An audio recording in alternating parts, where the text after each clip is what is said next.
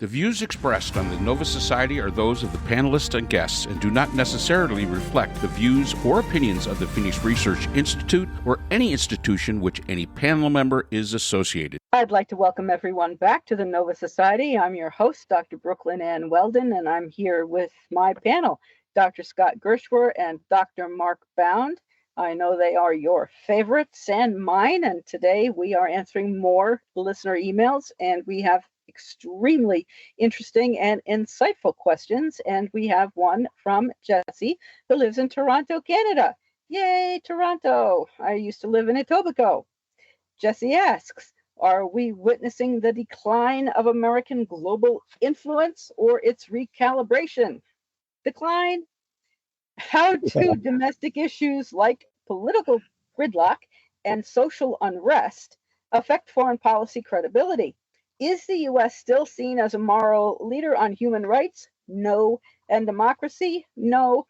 What role should the U.S. play in global conflicts? Interventionist, isolationist, or something new? I don't know if the U.S. can play anything now in global conflicts. We've been downgraded. We're on a human rights watch list. Yeah, we're in whether the United States ever recovers and can do anything effective or constructive or compassionate in global conflicts, given what has happened with our soft power. I don't know. I don't know if the United States will ever be relevant again. Excellent question, Jesse. It's especially an interesting question on today because as we're recording this, it is the 80th anniversary of our dropping the bomb on Hiroshima. And I think we're probably closer now than we ever have been before since Hiroshima and Nagasaki to seeing the world involved in nuclear weapon use. And it seems to me that we're edging closer and closer to that. I don't believe that our recent incursions into Iran and the dropping of the bunker buster has eliminated Iran from joining the 9 nations that have nuclear weapons now.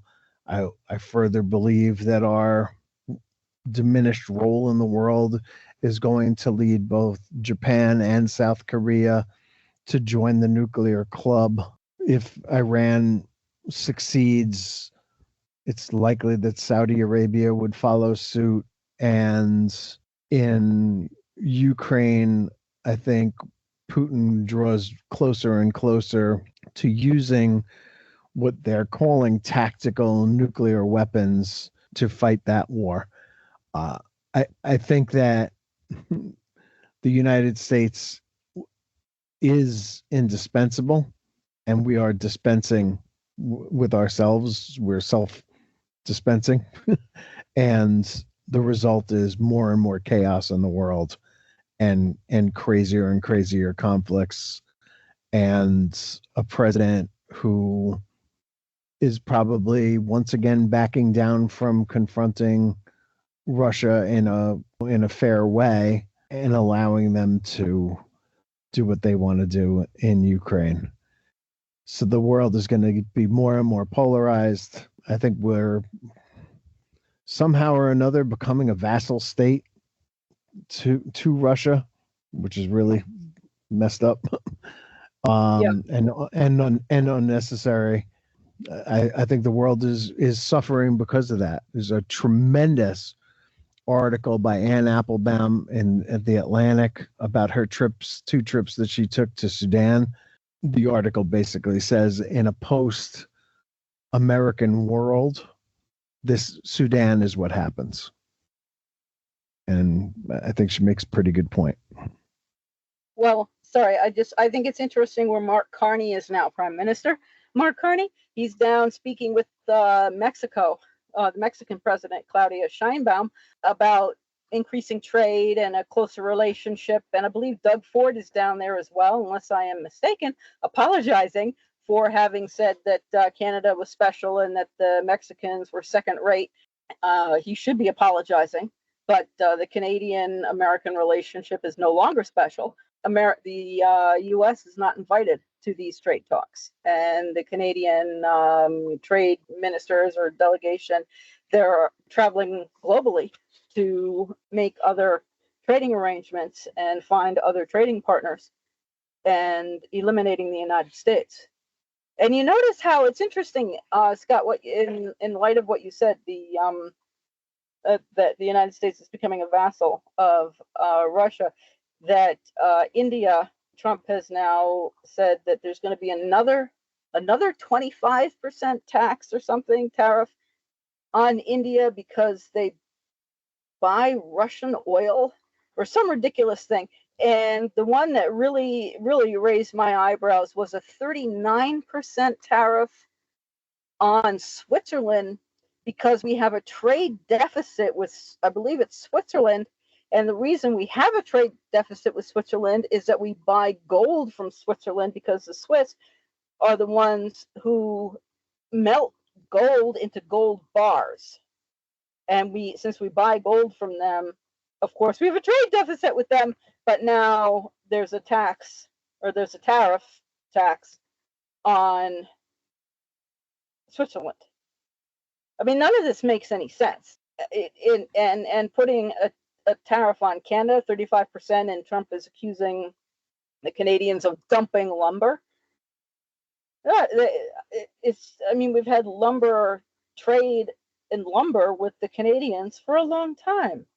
I don't know for how long, many years. It's been bilateral trade, and people work. They cross the border constantly to work. But now all of a sudden, and then Trump brings back fentanyl, which is ridiculous. To me, as a non-psychiatrist, there has got to be something wrong with this man's mind. I don't know if he's genuinely paranoid. I just don't understand how he doesn't understand how trade works. But he genuinely seems incapable of understanding, or he's willfully misunderstanding and is simply, Trump keeps touting how much money, billions into the U.S. Treasury. Okay, fine, but then what of it? I mean, how does that benefit the American people since we're paying more money and businesses are being negatively affected in the United States, which is the opposite of what he said he wanted to do, and we're going to have stagflation, which he's not going to have a clue how to correct. Yeah, it's not a good spot. No. Okay, so back to the question itself: are we witnessing a decline? Yes, and it kind of goes to the second part. I think that requires a recalibration.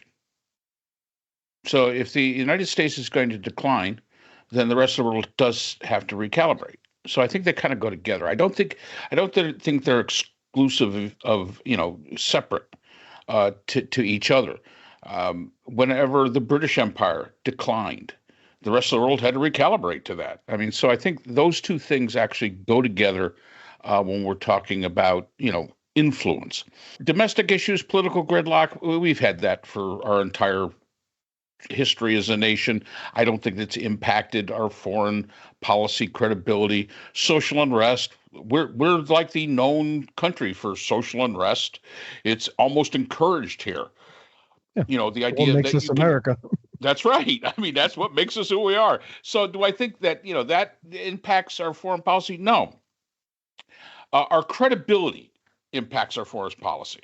We could be marching in the streets against this, that, and the other. We could be having all sorts of issues with political gridlock. But as long as we were trustworthy, as long as we were credible and good to our word, the rest of the world didn't give a crap what was happening within the United States. They just didn't. And so I don't really think that really has anything to do with foreign policy credibility. I think what really does is, are we trustworthy? If we say we're going to do something, can we be trusted? Can we be trusted to do the right thing? Which comes to the next part. still seen as a moral leader of human rights and democracy? Absolutely not, because we've now become isolationists. We're all about us. We're all about me, me, me, the hell with everybody else. And that in itself, just the rest of the world sees that. Once again, that goes to our foreign policy credibility, because we are not willing to do the right thing anymore. We're not willing to do the thing without it being a quid pro quo. We are now a transactional country. If there is no benefit to us, and I'm not saying that beforehand we always weren't looking for a benefit to ourselves, but the bottom line is that now that is so out front and there that it kind of like slaps you in the face. And again, what role should we play in our current state? We probably shouldn't play any role whatsoever.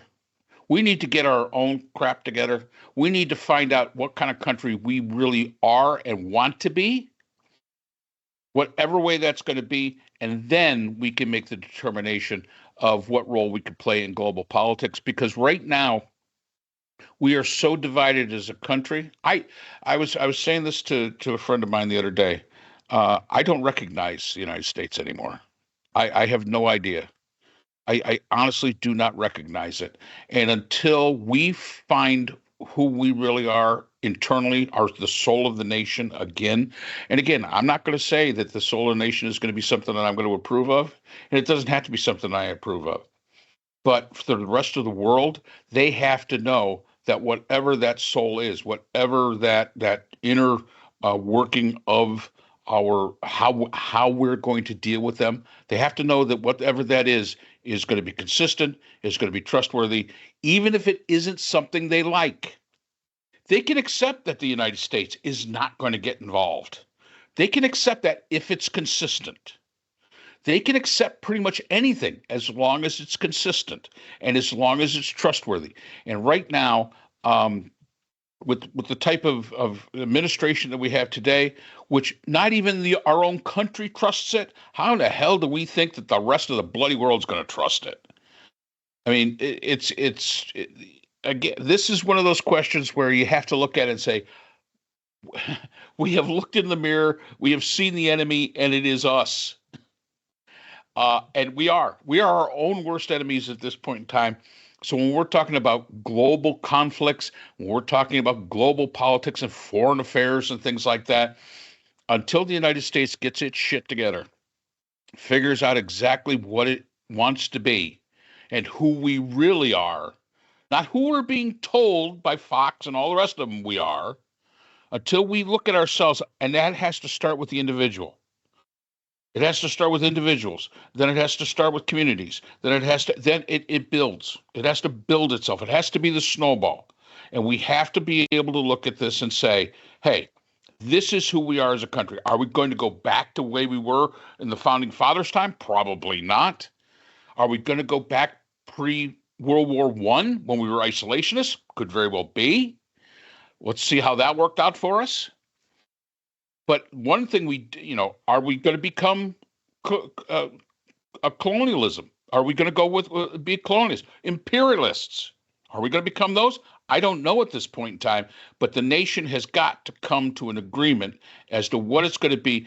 And by who we elected this time, all we said was we were just basically electing who we were told to elect by mass media and by those echo chambers. And gosh, guys, I'm sorry, but it ain't working out real well for us. And if you think it's working out well for you, well, then I guess you have your answer. Yeah.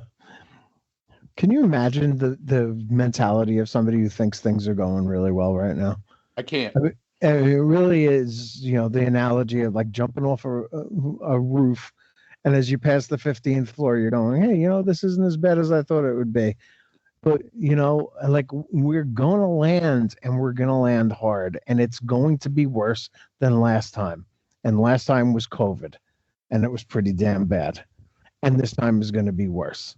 And one shudders to think, if we can't somehow put a plug back in this bottle, what this country is going to do to ourselves and the rest of the world. because of the leader we have right now in office. And you never saw the wild swings that we're seeing right now. Not just, administration to administration, because as Peskov, who's Putin's spokesperson, said, why would we make a deal with the United States when the deal is only going to last a few years? Somebody else is going to come in and scrap that deal and have a whole new policy. That didn't used to happen. We had a foreign policy. We understood what we needed to do in the world post World War II to make the world a more peaceful, better place for everybody.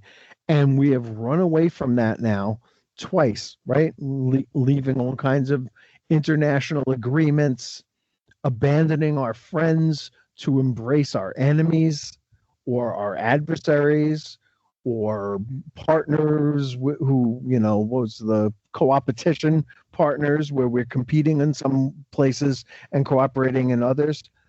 But the wild swings this morning, we're going after India, more tariffs for accepting Russian oil. This afternoon, Steve Witkoff's meeting went really well. I've briefed other world leaders, and we're hoping to get to the end of this thing. So that whole 50 days to make Russia stop, that's on hold again. We don't know for how long, but we do know that progress has been made. What progress has been made? There is no progress. Putin doesn't want a piece of Ukraine. He wants Ukraine gone. And either Putin or Ukraine is going to be gone, and that's the only way that conflict is going to stop. And anybody who tells you anything different is lying to you. So, however this is going to go, and I fear that it's going to end up with nuclear weapons being used probably in more than one places around the world, and a lot of people being vaporized just as harshly as they were in 80 years ago today. That is going to be happening over the next couple of years, and it really is frightening. And for what? For what? Because we didn't want to spend the money. We didn't want to prop up our allies. We looked at being an ally as being a sucker. I mean, this is ridiculous stuff. The United States has benefited more from the international order that we created than any other country in the world, and somehow we're turning our backs on it. It doesn't make any sense at all. Yep, I agree. No, it doesn't. It doesn't make any sense. No. Getting upset. Well, all right, let's stop this before I lose it completely. Yeah, I think that. Yeah. Thanks, Toronto. Thank you very much, Toronto.